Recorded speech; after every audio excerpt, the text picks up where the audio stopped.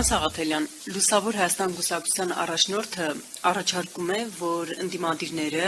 մեկ ճակատ կազմեն ու այսպես ուժեղ ճակատով էլ մասնակցեն ընտրություններին եւ համարում է դա Էդմոն Մարուքյանը ամենաարդյունավետ ճանապարհը Փաշինյանին տուն ուղարկելու համար։ Դուք քննարկել եք մեկ ճակատով մասնակցելու, որ լինի երկու բևեռ իշխանություն ընդդիմություն։ Քննարկել եք այդ հարցը ու արդյոք համարում եք, որ դա արդյունավետ է, այդպիսով հնարավոր է տապալել գործող իշխանությանը, դա համարում եք արդյունավետ ճանապարհ։ Ուրեմն մենք այդ հարցը քննարկել ենք, ու ոչ միայն քննարկել ենք այս ժողովում, այլ նաև դրանից առաջ։ Ինքը իրականում լավ գաղափար է, մենք խորքի մեջ այդ գաղափարին դեմ չենք, բայց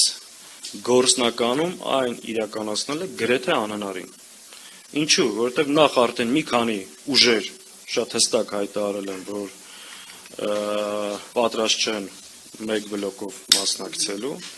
եւ երկրորդ, որ անկեղծ ասեմ, դրա արդյունավետությունն էլ 100%, ինչպես պնդում են մեր շատ գործընկերներ, 100% համոզմունք չի, որ դա շատ արդյունավետ է։ Ինչու՞, որովհետև երբ որ բոլոր ուժերին նույնացնում ես,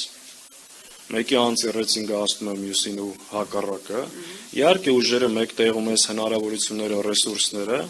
բայց նաև այդ նույնացնելով հանրության տարբեր շերտերից զրկում ես այլընտրանքային հնարավորություններից։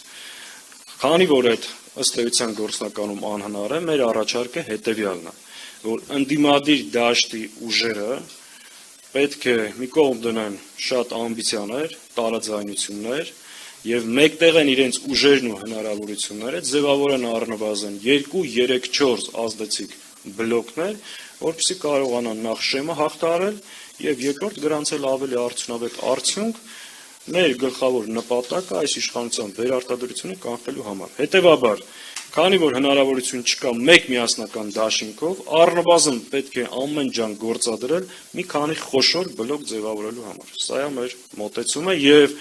այդ բլոկների հնարավորությունը կա ու արդեն դաշտում մի քանիսը նշмарվում են։ Ու անկախ նաեւ այդ ձևաչափերի որոշումից մենք գտնում ենք, որ կան կարևոր առաջնային օրակարգային հարցեր, որոնց շուրջ պետք է համագործակցենք։